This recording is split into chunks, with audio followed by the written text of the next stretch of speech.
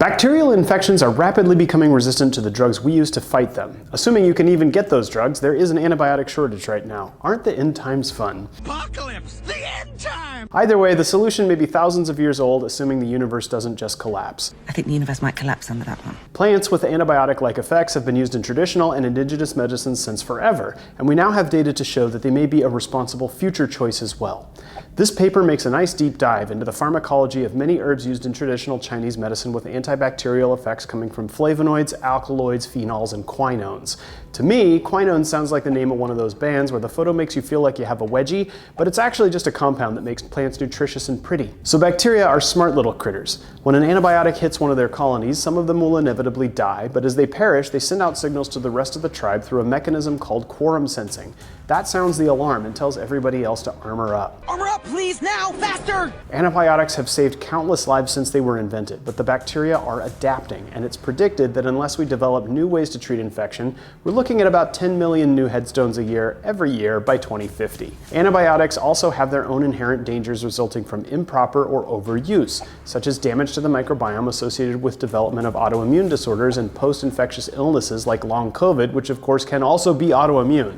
I think medical understanding of post-viral illness is due for a massive context upgrade. The fungal infections which frequently follow antibiotic use are also very often dangerous, and the black hole patients often fall into to treat lingering fungal overgrowth can be just as, if not more, infuriating. However, we may not need to make new drugs, because here is some very interesting data about plants like star anise, which has shown a lot of potential against 67 different kinds of drug-resistant bacteria, including MRSA, and has a synergistic effect with commercial antibiotics.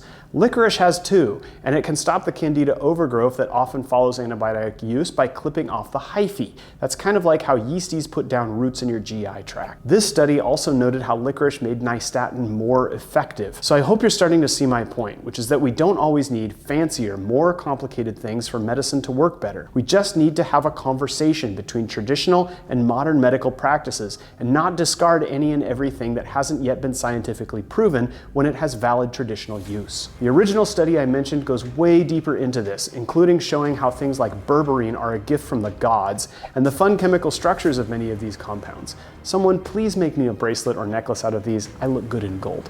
So what's the take home here? If you find yourself going down the hell spiral of repeated rounds of multiple rotating antibiotics that make your pharmacist turn green and your doctor put in earplugs when the infectious disease specialist starts yelling profanities, consider establishing care with an herbalist. Yes, that's right, there are some of us who are not completely full of crap. I'm serious! Who understands how to simultaneously cultivate a healthy microbiome based on easily identifiable patterns of gases, temperature, and moisture in your body, where you create the environment where healthy bacteria thrive and crowd out the bad bugs and overgrowing yeast. Because teamwork makes the dream work.